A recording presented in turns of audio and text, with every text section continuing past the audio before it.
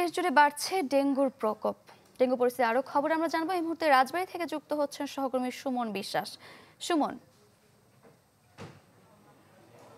সারিকা, আমি এই মুহূর্তে রয়েছি রাজবাড়ী সদর হাসপাতালে। আমরা এখানে এসে যেটি দেখেছি যে আজকে রাজবাড়ী সদর হাসপাতালে ডেঙ্গু আক্রান্ত হয়ে মোট 12 জন ভর্তি হয়েছে। এর মধ্যে 5 জন নারী, 5 জন পুরুষ এবং 2 জন শিশুও রয়েছে। তবে এই ডেঙ্গু রোগীদের জন্য আলাদা কিন্তু ওয়ার্ড বা ডেঙ্গু কর্নার কিন্তু হাসপাতাল কর্তৃপক্ষ করেনি। আমরা আসলে জানতে চেয়েছিলাম যে এই যে মেডিসিন ওয়ার্ডে রেখে ডেঙ্গু আক্রান্তদের চিকিৎসা দেওয়া হচ্ছে, এটা আসলে অন্য রোগীদের তো ডেঙ্গু আক্রান্ত হওয়ার সম্ভাবনা থাকে এবং রোগীরাও বলছিল যে তারা কিন্তু অনেকেই বেডও পায়নি, ফ্লোরে কিন্তু তাদেরকে চিকিৎসা সেবা দেওয়া হচ্ছে। হাসপাতাল থেকে যেটি বলছে যে এখানে 100 শয্যার হাসপাতালে রোগী ভর্তি 200-র বেশি, ফলে আলাদা কর্নার করার মতন এই হাসপাতালে পর্যাপ্ত জায়গা নেই।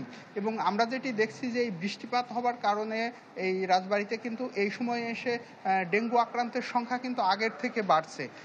এই সদর হাসপাতালে এই সেপ্টেম্বর মাসে হাসপাতালের তথ্য অনুযায়ী মোট ডেঙ্গু আক্রান্ত হয়ে 52 জন কিন্তু চিকিৎসা নিয়ে সুস্থ হয়ে বাড়ি ফিরেছে। এবং এই সদরের বাইরে যদি বাকি 4 উপজেলায় সিভিল সার্জন কার্যালয়ের পাওয়া তথ্য মতে আমরা যেটি জেনেছি যে 128 জন কিন্তু ডেঙ্গু আক্রান্ত হয়েছিল। এর মধ্যে কিন্তু বালিয়াকান্দি উপজেলায় একজন ডেঙ্গু আক্রান্ত হয়ে মৃত্যুবরণও করেছে গত আগস্টের 30 তারিখে। সব মিলিয়ে আমরা যেটি দেখছি যে নতুন করে এই বৃষ্টিপাত হওয়ার পরে কিন্তু ডেঙ্গু আক্রান্তের সংখ্যা রাজবাড়ীতে বাড়ছে। ডিজাইন, এলিগেন্স, বিউটি, সেরা পণ্য সবার জন্য জেভিকো।